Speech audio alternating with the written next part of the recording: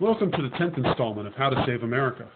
This time we're going to wrap up privacy, the Fourth Amendment, and the Internet.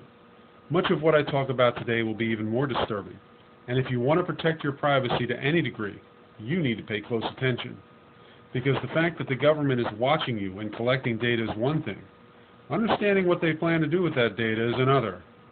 As I mentioned previously, there is no question that we are being spied on by the government, and through several bills like the Protecting Cyber Networks Act and the creation of the National Center of Cybersecurity and Communications, they have the authority to get any information they want.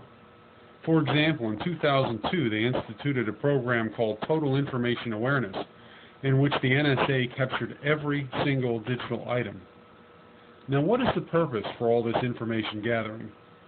And what is the end game for the collusion between the big internet companies like Facebook and Google and the government?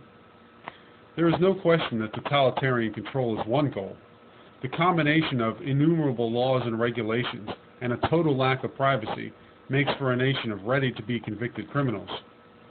But things are much more sinister, if you think that's possible. Consider the Media Monitoring Initiative. This government program is designed to collect personal information of journalists, media people, spokespeople, and people on social media. In other words, just about everybody. Consider the abuses available. If you can control journalists and media, you can determine the flow of information and shape public opinion. Control the masses. Prop to anyone? If there is no free press, there is no public accountability, and government can do anything it wants and get away with it. Then there is perhaps the most sinister of all. In Facebook's user agreement is this section, quote, "We may also access, preserve, or share information when we have a good faith belief it is necessary to detect, prevent, and address fraud or other illegal activity, to protect ourselves, you, and others, or to prevent death or other bodily harm." End quote. AT&T has a similar clause in which they can use data to, quote, "investigate, prevent, or take action regarding illegal activities," unquote. The word prevent is the key here. Sure, we think of terrorist collusion in cyberspace, but what you need to think of is Minority Report. Artificial intelligence programs are already being developed that are taking all this data on us and using it to predict our behavior. We already know the key words and phrases used in any communication will bring a visit from Homeland Security. Even grade schoolers have been innocently harassed by inadvertently phrasing something the wrong way. Is it possible that a paranoid, corrupt, totalitarian government that already treats citizens like suspects will use such programs to snatch people off the street that they have determined are likely to be a threat and lock them up without trial? We are already there, folks. So what should you do? First, use cash and buy local.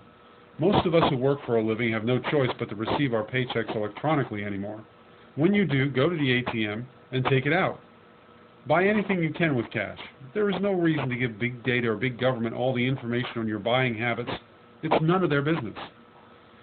Second, be careful with your phone. Unless you're using it, disable your GPS. Don't provide a running commentary on your life.